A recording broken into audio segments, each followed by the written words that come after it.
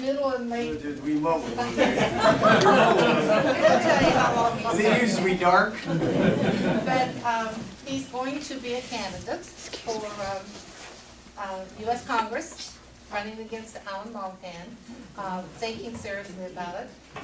I don't know how many candidates we have yet, but I think David you'll be impressed with David. Next 7.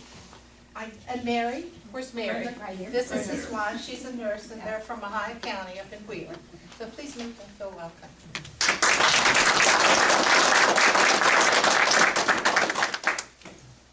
Thank you all.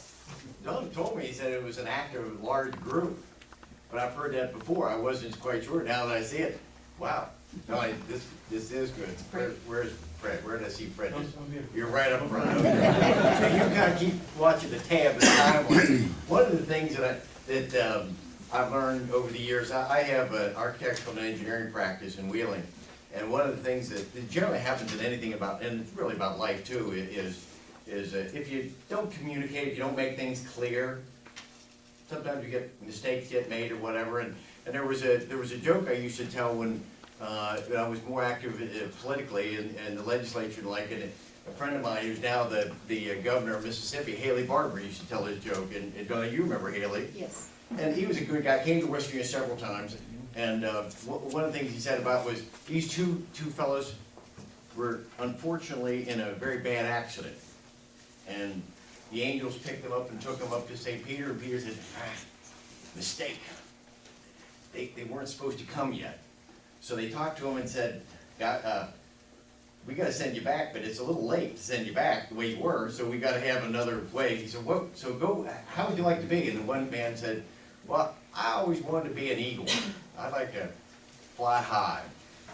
And the other one was a bit of a computer geek, and if you could use that term, whatever, and he said, you know, I always wanted to be a stud. He said, St. Peter said, that's fine. Sent him back, the angel took him back, and later on, when it was the right time, they came back and said, the angel said, it's time to bring him home, isn't it? And he said, yeah, it's time. He said, well, where are we going to find? Well, the one, you'll find he's soaring over the Grand Canyon. He's just beautiful. Big bald eagle flying over the Grand Canyon. He said, the other one's going to be a little harder to find. He's a 2x4 in a house in Phoenix. So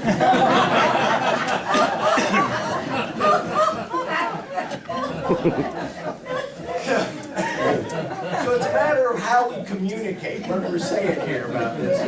So I'm glad to hear that joke still makes some sense with it.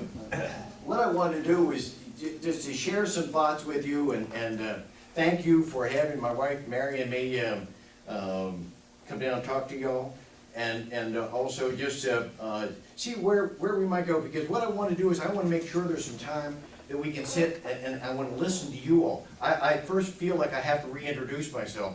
For those of you that I had a wonderful time in the legislature between 80 and 94, serving the 3rd district from Ohio County, and then I ran for governor in 96.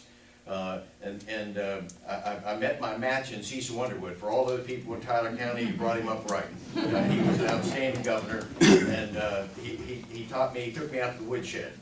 Okay, but he's a good guy.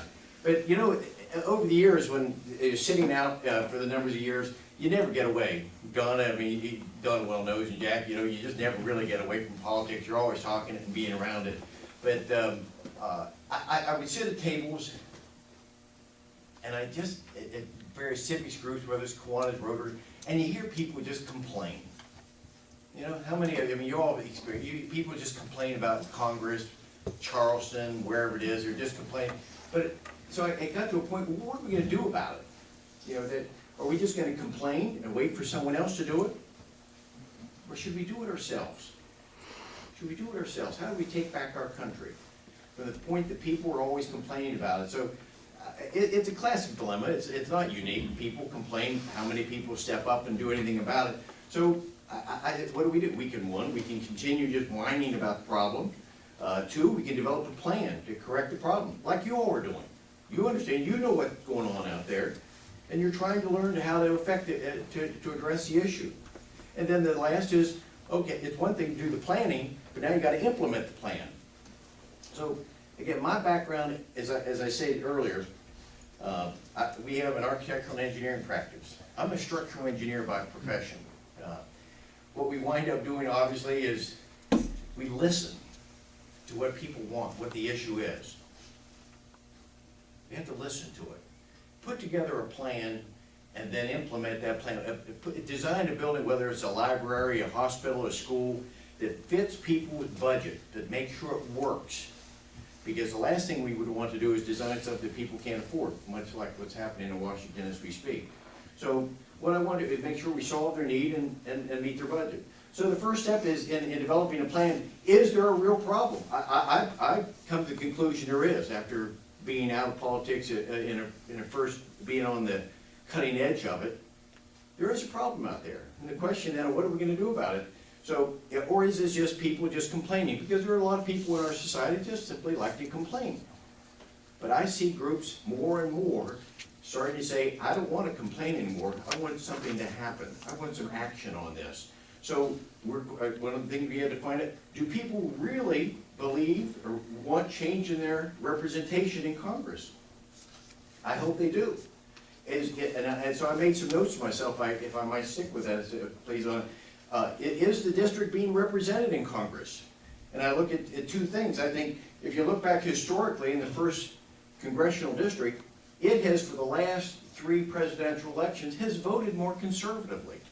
And the winning candidate from that has been in 56 to 58% of the vote in the first district has been conservative. There's been people that understand we can't afford these things. They've run on a platform of being fiscally responsible. But does our current representative share that view? I don't know. I'm not convinced of it.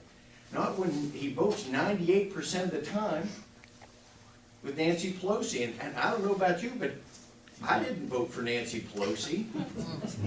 Okay? And I didn't vote for Harry Reid. So I want some, I believe that there's a real fundamental part of the Constitution. It is a representative form of government. And I don't think, like you've seen on Fox News, or that one fellow down in Florida says, I don't care, when he went to the August briefings and he said, I don't care what you want, I'm going to give you health care because I know that's what you should have. That's wrong, just flat wrong. You got to represent the people that you work for. And so one of the concerns I have is when the people, I'm trying to find out how to get their attention. When people are overwhelmingly concerned about jobs and the economy, I'm trying to figure out a message. And Donna knows how do we get the message across that we have to be more fiscally responsible with the government's debt and our spending? You all are doing something about that. You know, there was a quote that I found that I really, it was just so great. If you look back, and I'm sure you've heard it on your film, about Thomas Jefferson saying how debt passed on to our children and grandchildren is immoral. In the state legislature, Don and I had to have a balanced budget. We couldn't do anything but a balanced budget. Why is Congress doing this to us? Why are the people going beyond that? And this is the book. It's incredible. I assume all of you read it by now. This is an incredible, I've just got note after tab after tab after tab to keep referencing back. It ought to be required reading for everybody in America to read, to understand what the founding fathers were trying to say when they wrote that Constitution, so that they can understand it. Many states can do the right thing. They're doing the right thing by making sure that they adhere to the Constitution by not spending beyond their means. We and our families do it. I don't understand why government seems there's some very good documents in there about that. But one of the things I also try to relate is how this debt, and I've talked to members of our staff about the national debt and how we don't seem to be relating to it because it's so large. I asked